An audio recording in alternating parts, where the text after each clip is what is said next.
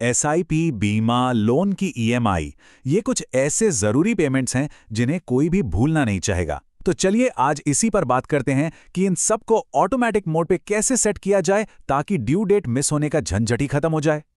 हर महीने की वही कहानी। एसआईपी की तारीख याद रखना, इंश्योरेंस प्रीमियम की डेडलाइन पर नज़र बनाए रखना या फिर लोन की ईएमआई भरना, मतलब ये सब काफ़ी स्ट्रेस वाला काम हो सकता है ना? पर सवाल यह है कि क्या सच में हर महीने इस मैनुअल रूटीन से गुजरना ज़रूरी है? अच्छी बात यह है कि इस बार बार आने वाली प्रॉब्लम का एक बहुत ही स्मार्ट और आसान सा सल्यूशन मौजूद है और उसका नाम है ई मैंडेट। ठीक है, तो चलिए थोड़ा डिटेल में चलते हैं। देखिए, इस पूरे प्रोसेस को समझने के लिए ना बस 3 खास शब्दों को जानना जरूरी है। एक बार ये समझ आ गए तो समझिए पूरा काम ही आसान हो गया। तो सवाल उठता है, ये ई मैंडेट आखिर है क्या? इसे ना अपने बैंक को दी गई एक डिजिटल परमिशन स्लिप जैसा समझ सकते हैं। मतलब एक बार इंस्ट्रक्शन दे दिया और बस बैंक आपके कहने पर रेगुलरली पैसे काटता रहता है। और ऑटो पे ई मैंडेट का ही नतीजा है। जब ई मैंडेट यानी कि वो परमिशन सेट हो जाती है तो हर महीने जो ऑटोमेटिक पेमेंट होता है ना, वही है ऑटो पे। सिंपल शब्दों में ई मैंडेट है इंस्ट्रक्शन और ऑटो पे है उस पर होने वाला एक्शन। अब आते हैं सबसे जरूरी चीज पर, UMRN यानी यूनिक मैंडेट रजिस्ट्रेशन नंबर। ये एक बहुत खास कोड है जो पेमेंट के इंस्ट्रक्शन को सही कंपनी से लिंक करता है, फिर चाहे वो म्यूचुअल फंड हो या इंश्योरेंस कंपनी। इसे ऐसे समझिए कि ये वो चाबी है जो बिल्कुल सही ताले में जाके लगती है। पूरी की पूरी प्रक्रिया, आपका बैंक कोई भी हो, बस इन्हीं 4 आसान से स्टेप्स में सिमट जाती है।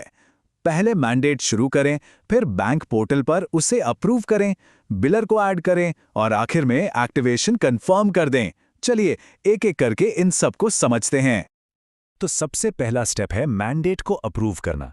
जब भी कोई नई एसआईपी या इंश्योरेंस पॉलिसी शुरू की जाती है तो पेमेंट सेटअप के लिए बैंक के पेज पर रीडायरेक्ट किया जाता है।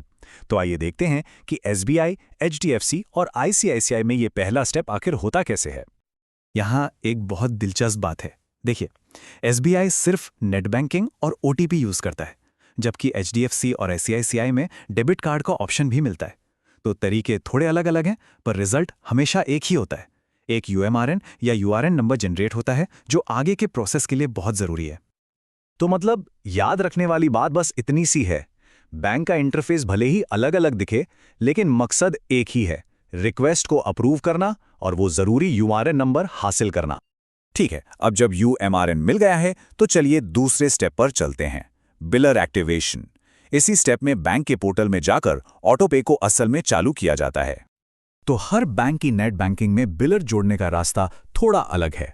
जैसे एसबीआई में बिल पेमेंट्स के अंदर मैनेज बिलर में जाना होता है, एचडीएफसी में ये बिल पे एंड रिचार्ज के सेक्शन में मिलेगा और आईसीआईसीआई में पेमेंट्स एंड ट्रांसफर के अंदर। प्रोसेस कोई भी हो, बस बिलर का नाम और अपना यूएमआरएन तैयार रखना है।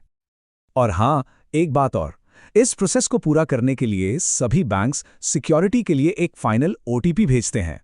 ये ओटीपी डालते ही ऑटो पे सेटअप पूरी तरह से सेफ और रेडी हो जाता है। तो लीजिए, हो गया। अब जरूरी पेमेंट्स ऑटो पायलट मोड पर हैं। लेकिन सवाल ये उठता है कि ये कैसे पता चलेगा कि सब कुछ सही से सेट हुआ है या नहीं, और क्या आप वाकई में टेंशन फ्री हो सकते हैं। देखिए, सक्सेसफुल सेटअप के कुछ पक्के संकेत हैं। पहला, बिलर नेट बैंकिंग की एक्टिव बिलर्स लिस्ट में दिखने लगेगा। दूसरा, बैंक और इन्वेस्टमेंट कंपनी दोनों से कंफर्मेशन का एसएमएस या ईमेल आ जाएगा। और सबसे बड़ा सबूत, अगली ड्यू डेट पर पहला पेमेंट बिना कुछ किए अपने आप हो जाएगा। तो इस पूरी बातचीत का निचोड़ क्या है? बस यही 4 स्टेप का पैटर्न। ई मैंडेट को अप्रूव करें, यूएमआरएन हासिल करें, बिलर को रजिस्टर करें और ऑटो पे को चालू कर दें। बस इतना ही करना है। तो अब जब पेमेंट्स की चिंता खत्म हो गई है और सब कुछ ऑटो पायलट पे सेट है, तो सोचने वाली बात यह है कि ये जो मेंटल एनर्जी और टाइम बचा है, उसका इस्तेमाल अब किस बड़े और बेहतर काम के लिए किया जाएगा।